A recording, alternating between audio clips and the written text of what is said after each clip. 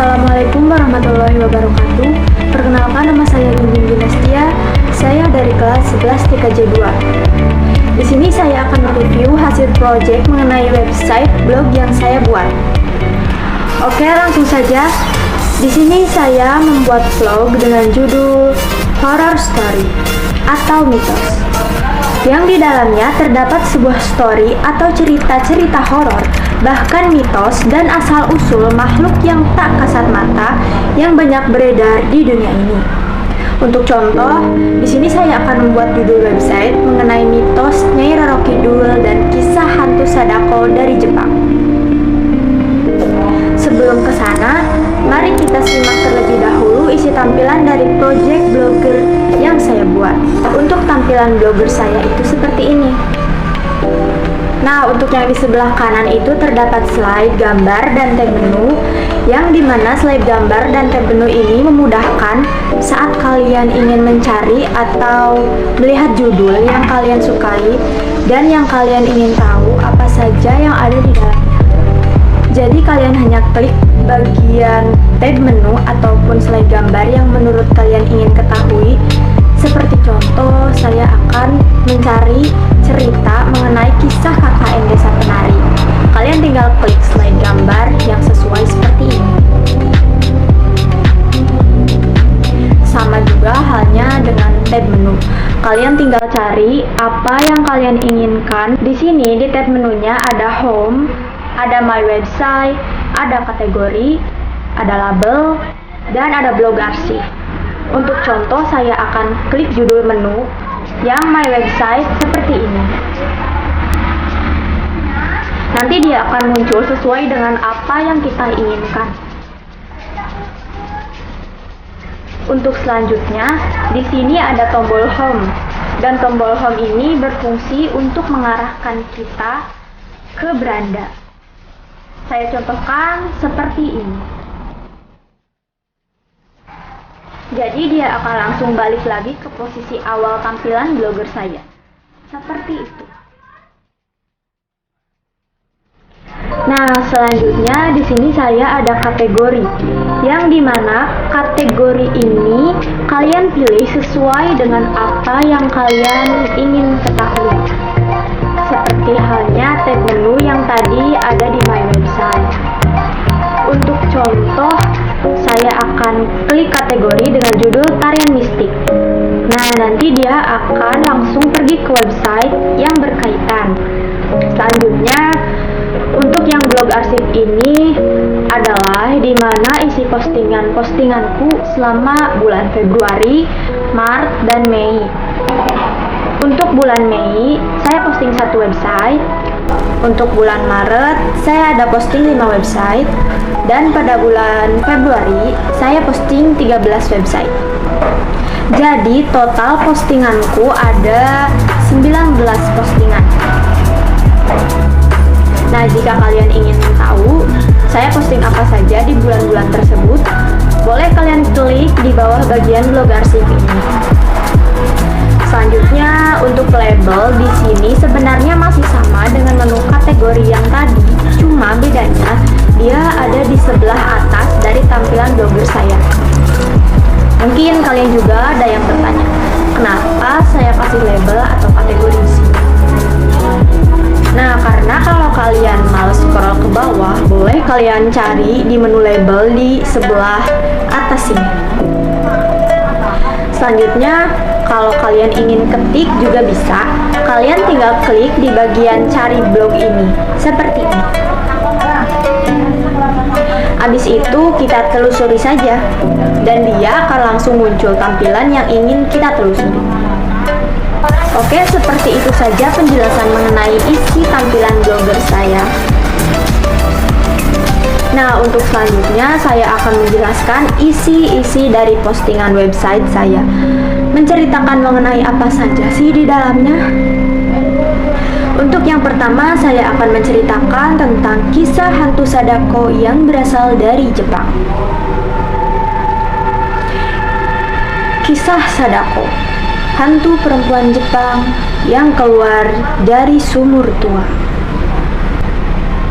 cerita legenda urban yang diwariskan leluhur warga Jepang. Sekedar diketahui, Sadako adalah hantu sohor yang melegenda di Jepang, seperti halnya kuntilanak yang populer di Indonesia.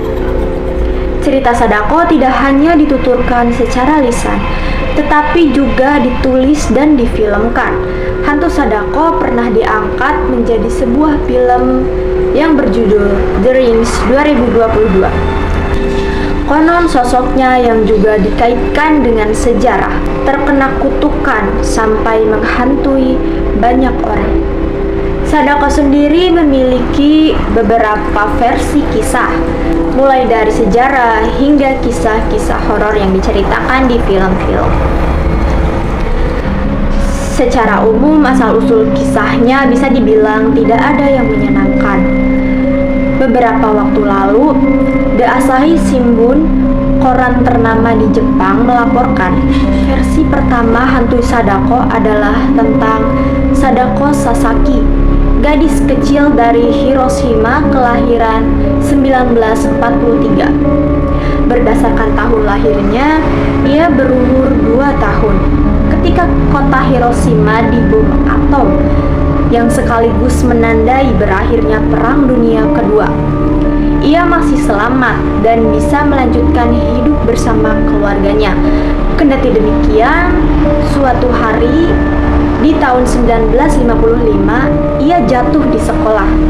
Saat diperiksa dokter, ternyata ia mengidap penyakit ganas, yaitu kanker darah yang merupakan efek dari bom Hiroshima. Ternyata dokter tidak dapat menyembuhkan penyakitnya yang sudah parah itu. Di usianya yang baru 12 tahun, ia mati dalam kondisi fisik mengenaskan akibat radiasi bom Hiroshima yang sudah menjalar di tubuhnya. Ada kisah lainnya, yaitu Sadako sebenarnya tokoh fiksi yang digambarkan sejak kecil tampak berbeda dibandingkan anak-anak seumurannya. Versi fiksi ini adalah sosok Sadako Yamamura yang merupakan tokoh dalam novel yang ditulis Koji Suzuki dan film The Rings yang lebih banyak dikenal masyarakat. Ia deskripsikan sebagai seorang gadis keturunan manusia dan hantu yang terkena kutukan. Sejak kecil, ia tampak berbeda dari anak-anak pada umumnya. Pada tahun 1990-an awal, ia hidup bersama ibunya yang berkemampuan seperti cenayang. Pembawaannya melankolis dan seperti memiliki kelainan mental. Ia tidak banyak bicara dan enggan bermain bersama teman sebaya. Hampir seluruh waktunya ia lalui sendirian. Sama seperti ibunya, ia pun memiliki kelebihan dalam hal ilmu gaib. Setelah kematian ibunya, ia tinggal bersama ayahnya yang selalu bersikap kasar.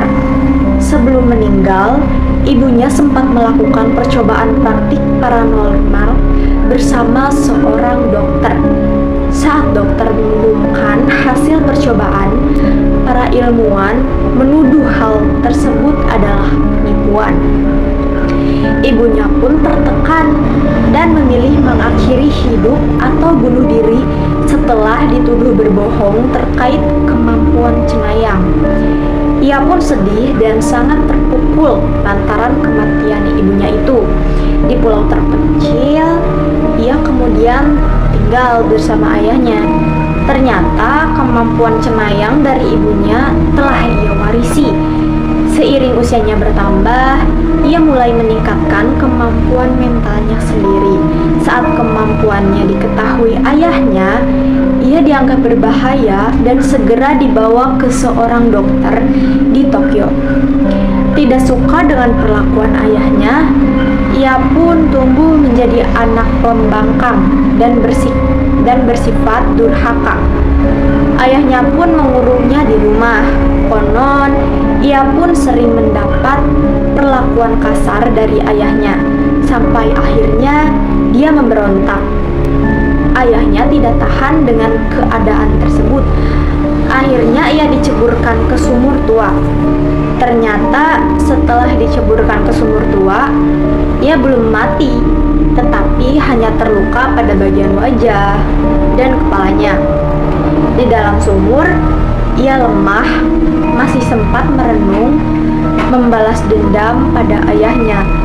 Tetapi ia lebih dulu dijemput ajal di dalam sumurnya. Sumur pun menjadi saksi bisu tempat meninggalnya. Setelah menjadi hantu penasaran, ia kerap meneror dengan penampakan memakai baju putih dan menghantui dengan cara merangkak keluar sumur.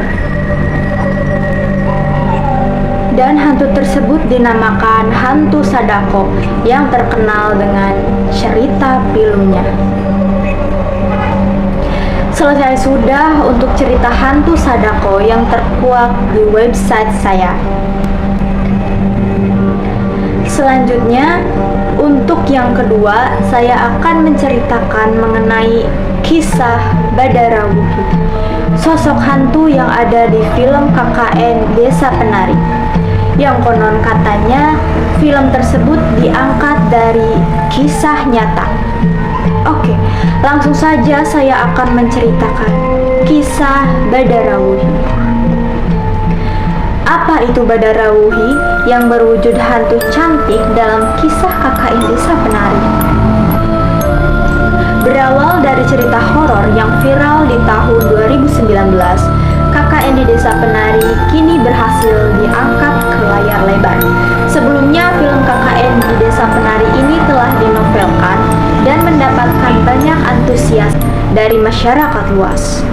Untuk memenuhi rasa penasaran akan visualisasi lengkap dari kisah KKN di Desa Penari, maka diangkatlah kisahnya ke dalam layar lebar. Pada kisah KKN di Desa Penari, salah satu perhatiannya tertuju pada sosok Badarawuhi. Sosoknya membuat banyak orang penasaran karena selama ini hanya bisa membayangkan sendiri sesuai membaca versi novelnya. Kini sosok Badarawuhi tervisualisasi dengan sempurna setelah diangkat ke layar lebar. Lantas sebenarnya apa itu Badarawuhi? Sosok seperti apa yang digambarkan dalam kisah KKN di Desa Penari itu? Dalam kisah KKN di Desa Penari, sosok Badarawuhi ini merupakan ratu penguasa di sebuah lokasi keramat, Desa Penari. Sebuah desa yang lokasinya begitu dirahasiakan dan hanya disebut sebagai Desa Penari.